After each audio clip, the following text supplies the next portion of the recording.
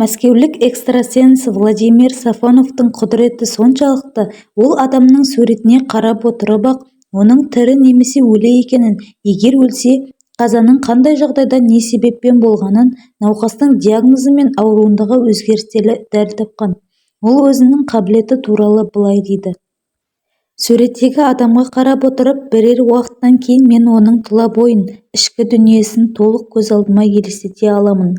Суреттің бетін бір сипап жіберіп, адамның қай жері дәмкес екенін анықтай қоямын. Қазір оны да қойдым. Анатомия мен медицинаға жетік болғандықтан, маған ауыратын ағзаны дәл табу түкте қиын емес. Әсіресе өлген адамның суретінен оның қаза болуына себепкер дене мүшесін жазбай танып, айтып бере аламын.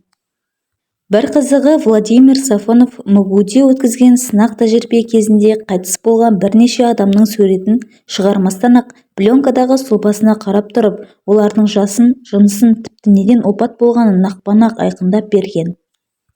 Құрметті менің көрермендерім, және де жаңадан келе жатқан көрермендерім, бүгінгі видео ұнаса, видеоға лайк қойып, видеоны достарыңызбен бөлісіп, арнамызға тіркелуді ұмытпаңыз. Сіздерге қысқа да нұсқа, қызықты әңгімелер мен денсаулыққа пайдалы кеңестермен бөлісіп отырамын. Пайдалы арнамен бірге болыңыз, видеоларымды жіберіп алмаңыз. Келесі видеода кездескенше.